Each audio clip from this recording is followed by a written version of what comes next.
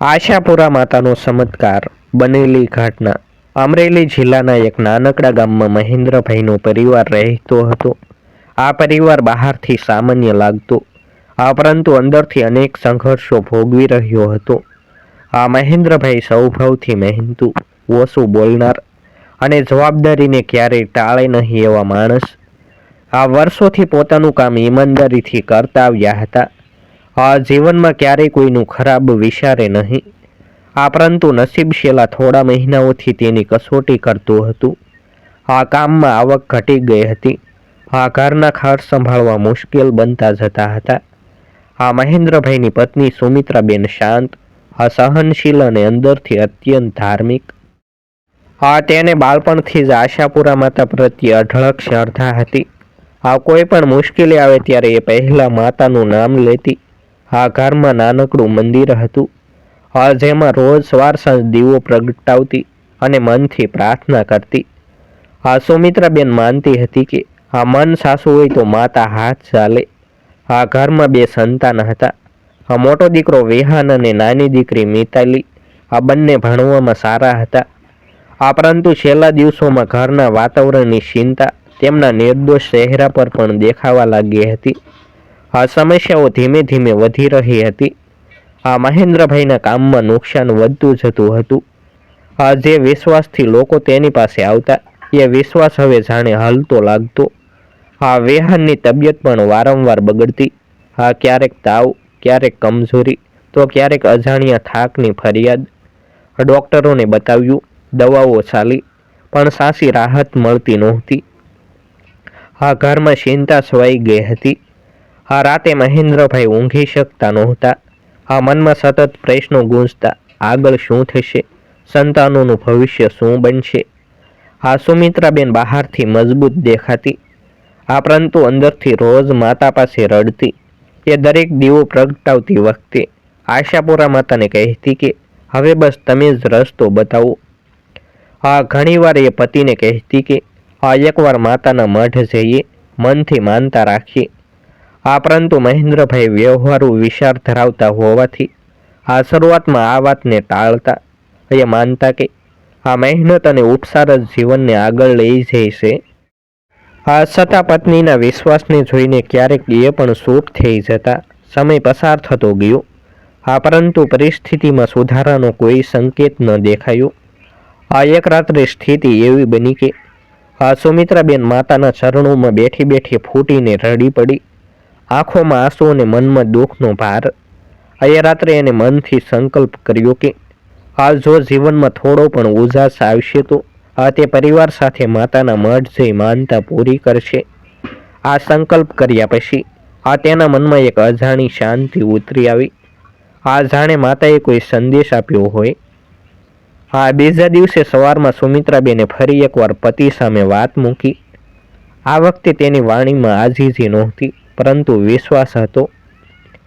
મહેન્દ્રભાઈ લાંબો સમય ચૂપ રહ્યા। એ પણ હવે અંદરથી થાકી ગયા હતા। અંતે એ બોલ્યા, ચાલો એકવાર જઈએ। આ શબ્દો સાંભળતા જ સુમિત્રાબેનની આંખોમાં આનંદના આંસુ આવી ગયા। બાળકો પણ ખુશ થઈ ગયા।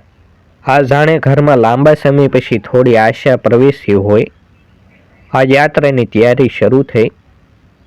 સુમિત્રાબેને માતાને ચડાવવાના પ્રસાદની વ્યવસ્થા કરી। સાદા વસ્ત્રો ગોઠવ્યા અને મનથી માતાનું સ્મરણ કરતી રહી। મહેન્દ્રભાઈએ કાર તપાસી। મુસાફરી માટે જરૂરી વસ્તુઓ તૈયાર કરી। અમરેલીથી કચ્છ સુધીનો રસ્તો લાંબો હતો, પરંતુ મનમાં એક નવી આશા હતી। યાત્રા માટે વહેલી સવાર પસંદ કરી, કારણ કે સુમિત્રાબેન માનતી હતી કે સૂર્યોદય પહેલા નીકળેલી યાત્રા શુભ ફળ આપે છે। નક્કી કરેલા દિવસે પરિવાર અંધારું હોય ત્યારે જ તૈયાર થઈ ગયો। ઘર છોડતા પહેલા સુમિત્રાબેને ઘરના મંદિરમાં દીવો પ્રગટાવ્યો। માતાનું નામ લઈ બહાર નીકળી। કારમાં બેઠા ત્યારે એક અલગ જ શાંતિ અનુભવાતી હતી। શરૂઆતમાં રસ્તામાં સામાન્ય વાતચીત ચાલી। વિહાન અને મિતાલી નવી જગ્યાની કલ્પનામાં મગ્ન હતા। સુમિત્રાબેન સતત માતાની મહિમા વિશે વાત કરતી। મહેન્દ્રભાઈ ઓછું બોલતા, પરંતુ ધ્યાનથી બધું સાંભળતા। જેમ જેમ કાર અમરેલીથી દૂર થતી ગઈ તેમાં આસપાસના દ્રશ્ય બદલાતા ગયા. શહેરનું શોર પાછળ રહી ગયું અને ખુલ્લા માર્ગો શરૂ થયા. વિશાળ જમીન, ખુલ્લું આકાશ અને શાંત વાતાવરણ. આ બધું જોઈને સુમિત્રાબેનના મનમાં વિશ્વાસ વધુ મજબૂત બનતો ગયો. અહીંયા બાળકોને આશાપુરા માતાની વાતો કહેતી. કેવી રીતે માતા ભક્તોની લાજ રાખે છે, કેવી રીતે મુશ્કેલીમાં સહારો આપે છે. બાળકો પણ રસપૂર્વક સાંભળતા રહ્યા. મુસાફરી લાંબી હોવાથી થાક લાગતો હતો. છતાં મનમાં ઉત્સાહ હતો. રસ્તો આગળ વધતો ગયો અને ધીમે ધીમે એકાંત વધતો ગયો. આસપાસ લોકોની અવરજવર ઓછી થતી ગઈ. એકાંતમાં પણ સુમિત્રાબેનને ડર લાગતો નહોતો. એને ખાતરી હતી કે માતા તેમની સાથે છે. મહેન્દ્રભાઈ ક્યારેક કારની ગતિ ધીમી કરતા, ક્યારેક દૂર સુધી નજર ફેરવતા.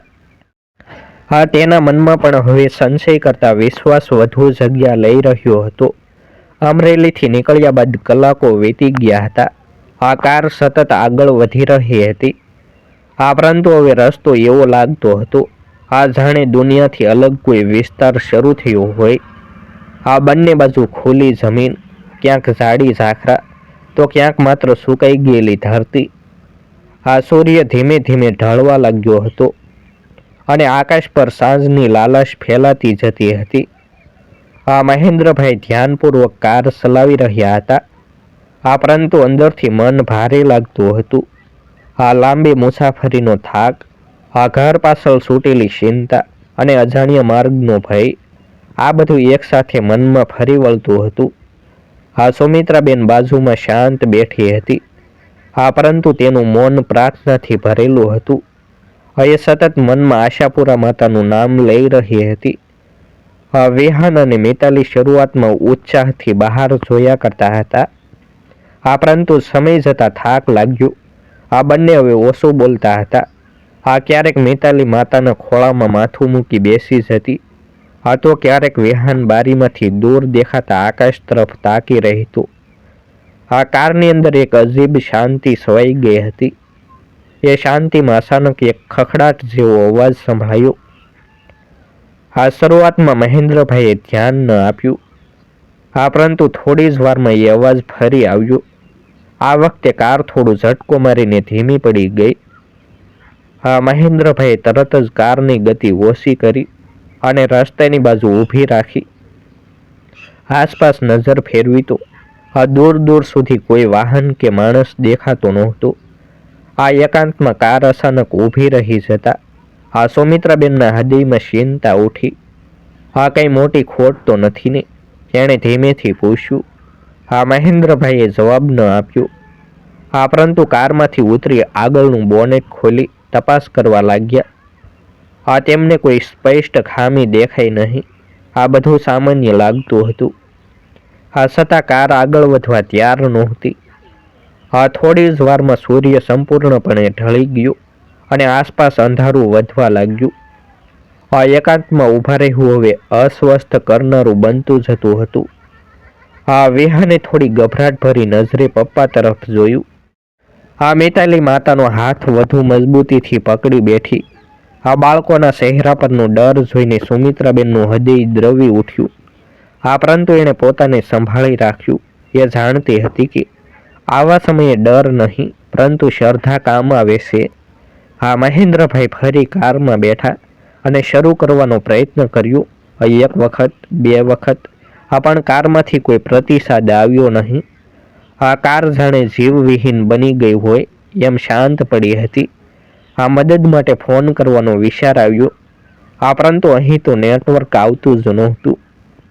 આ વાતે મહેન્દ્રભાઈના મનમાં ભયની એક લહેર ફરી વળી. પહેલાં ક્યારેય એવી સ્થિતિ આવી નહોતી કે પોતે સંપૂર્ણ રીતે લાચારી અનુભવે. આસપાસ કોઈ નહોતું. રાત નજીક આવી રહી હતી અને પરિવાર સાથે આ અજાણ્યા માર્ગ પર ફસાઈ જવું, આ વિચારથી તેમનું મન ગભરાઈ ગયું. સુમિત્રાબેન ધીમે પગલે કારમાંથી બહાર આવી. એણે આસપાસ નજર કરી. પછી શાંતિથી રસ્તાની બાજુ ઊભી રહી, આંખો બંધ કરી. તેના હોઠ પર આશાપુરા માતાનું નામ આવવા લાગ્યું. હે માતા, અમે તારા ભરોસે નીકળ્યા છીએ. આ અજાણ્યા રસ્તે અમારી લાજ રાખજો. આ તેનો અવાજ ઊંચો નહોતો, પરંતુ ભાવથી ભરેલો હતો. આ એ ક્ષણે સુમિત્રાબેનને એવું લાગ્યું કે આ જાણે તે સંપૂર્ણ રીતે એકલી નથી. આ જાણે કોઈ અદૃશ્ય શક્તિ આસપાસ હાજર હોય. આ મહેન્દ્રભાઈ થોડો સમય દૂર ઊભા રહ્યા. આ પત્નીની આ શ્રદ્ધા જોઈને તેમના મનમાં વિચારોનું તોફાન ઉઠ્યું. અત્યાર સુધી તેઓ શ્રદ્ધાને માત્ર ભાવના માનતા હતા. પરંતુ આજે એ ભાવનામાં તેમને સહારો દેખાતો લાગ્યો. તેમણે પણ હાથ જોડ્યા. મોઢેથી કોઈ શબ્દ નીકળ્યો નહીં. પરંતુ મનથી એમણે પણ માતાને યાદ કરી. એ પહેલી વાર હતું જ્યારે તેમણે કોઈ દબાણ વિના માત્ર મનથી પ્રાર્થના કરી. એ સમયે વાતાવરણમાં એક અજાણી શાંતિ અનુભવાઈ. થોડા સમય પહેલા જે ભાર લાગતો હતો એ ધીમે ધીમે હળવો થતો લાગ્યો. હળવો પવન વહેતો લાગ્યો. જાણે ગરમ હવામાં ઠંડક ભળી હોય. સુમિત્રાબેનને અંદરથી અચાનક વિશ્વાસ થયો. એણે આંખ ખોલી અને મહેન્દ્રભાઈ તરફ જોયું. હવે ફરી પ્રયાસ કરો, એણે શાંતિથી કહ્યું. મહેન્દ્રભાઈ કારમાં બેઠા. હૃદય ધબકતું હતું. પરંતુ મનમાં હવે ભય કરતા આશા વધુ હતી. તેમણે કી ફેરવી. એક ક્ષણ માટે કશું થયું નહીં. પછી અચાનક કાર ચાલુ થઈ ગઈ. કોઈ ઝટકો નહીં, કોઈ અવાજ નહીં. જાણે ક્યારેય બંધ થઈ જ ન હોય. મહેન્દ્રભાઈ અસંબામાં પડી ગયા. થોડા ક્ષણો સુધી તેઓ કી પર હાથ રાખીને બેઠા રહ્યા. પછી તેમણે બહાર નજર કરી. સુમિત્રાબેનની આંખોમાં આંસુ હતા. પરંતુ એ આંસુ ડરના નહોતા.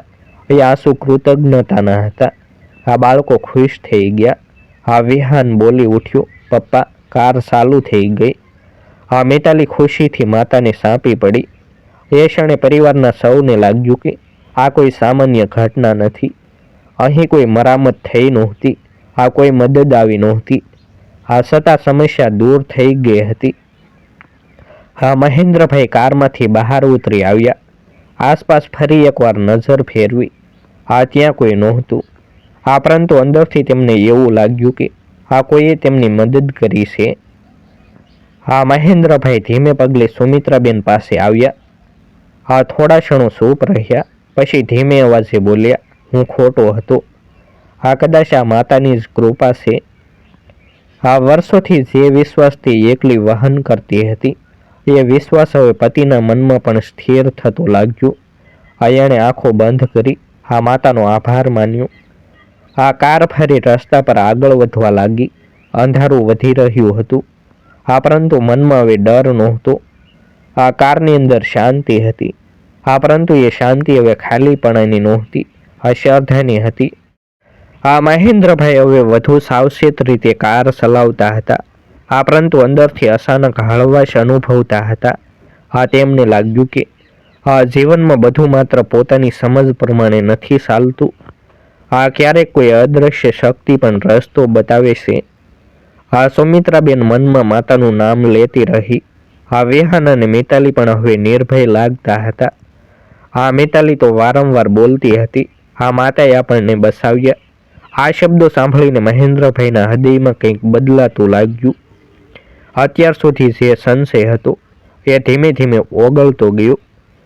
રસ્તો આગળ વધતો ગયો. દૂર ક્યાંક મંદિરો તરફ જવાની નિશાનીઓ દેખાવા લાગી. નિર્જન માર્ગ પર બનેલી ઘટના પછી મહેન્દ્રભાઈના મનમાં જે ડર અને સંશય હતો એ હવે ઓસરતો ગયો હતો. કાર શાંતિથી આગળ વધી રહી હતી અને રસ્તો હવે થોડો ઓળખીતો લાગવા લાગ્યો હતો. અંધારું ઘેરાઈ ગયું હતું. પરંતુ મનમાં એક અજાણી રોશની અનુભવાતી હતી. સુમિત્રાબેન સતત મનમાં આશાપુરા માતાનું નામ લેતી રહી હતી. એના હોઠ પર સ્મિત હતું. કારણ કે આજે પહેલીવાર એને લાગ્યું કે માતાએ સાચે જ પોતાને અહેસાસ કરાવ્યો છે.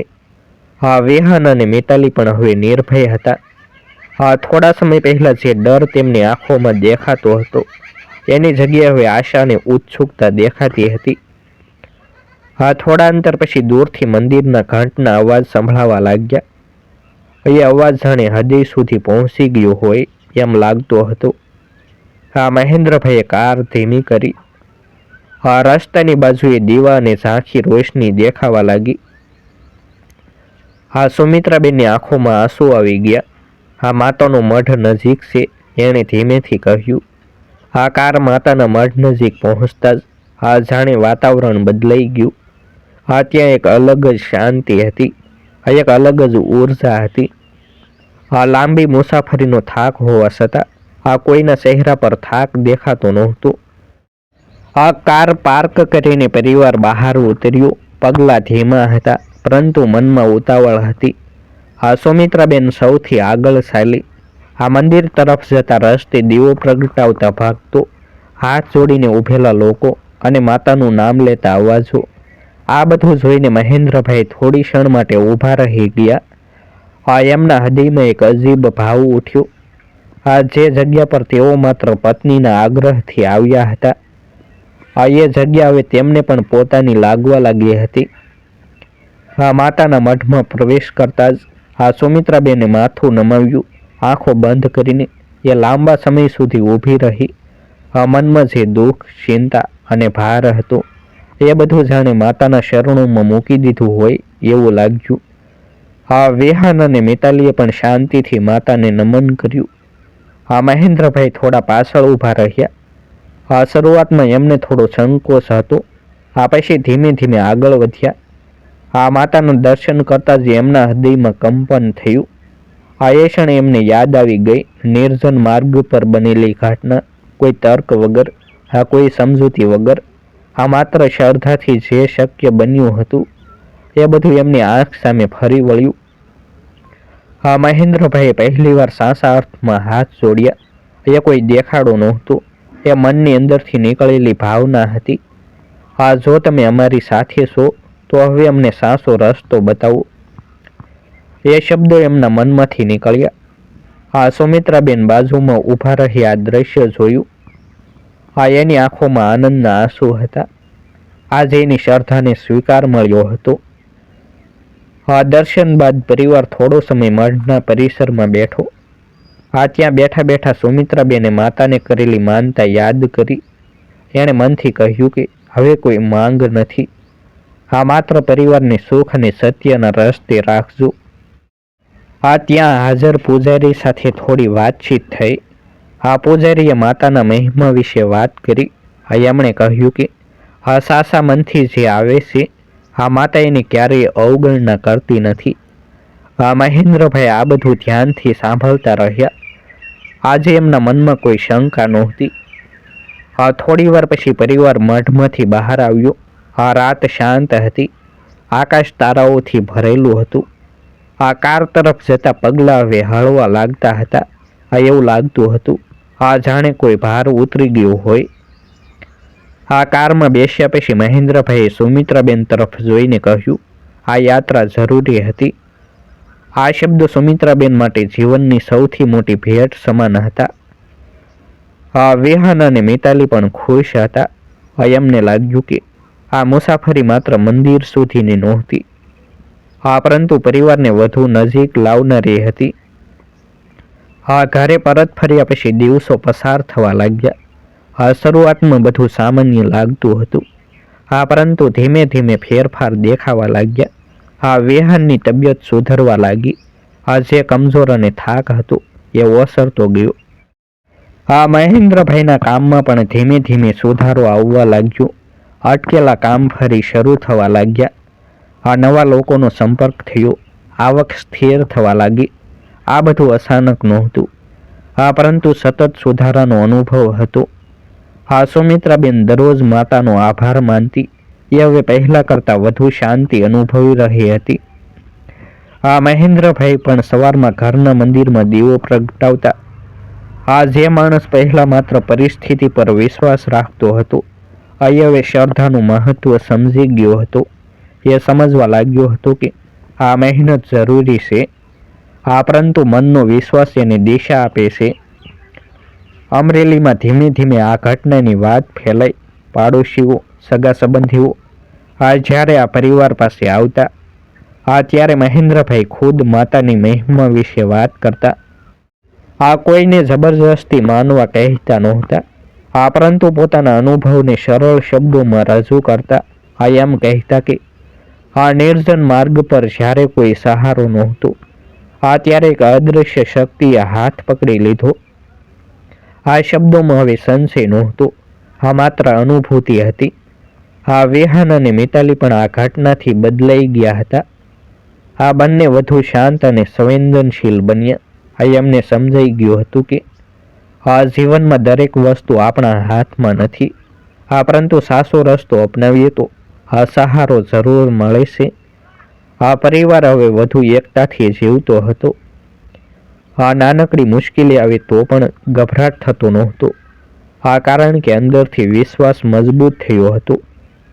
આ સમય જતાં આ યાત્રા પરિવાર માટે એક યાદગાર અધ્યાય બની ગઈ. જ્યારે પણ જીવનમાં કોઈ અડચણ આવતી, ત્યારે નિર્જન માર્ગની ઘટના યાદ આવી જતી. એ ઘટના તેમની યાદ અપાવતી કે આશાપુરા માતાની કૃપા અચાનક આવે છે, પરંતુ ખાલી હાથ ક્યારેય નથી મોકલતી. આ શ્રદ્ધા જો સાચી હોય તો આ રસ્તા ખુદ ખોલવા લાગે છે. આ સ્ટોરી માત્ર એક પરિવારની નથી, પરંતુ દરેક એ વ્યક્તિ માટે છે જે ક્યારેક જીવનમાં લાચારી અનુભવતો હોય. જ્યારે રસ્તો અંધકારમય લાગે, ત્યારે શ્રદ્ધાનો એક દીવો પણ પૂરતો હોય છે. આશાપુરા માતાની મહિમા આજે પણ એટલી જ છે.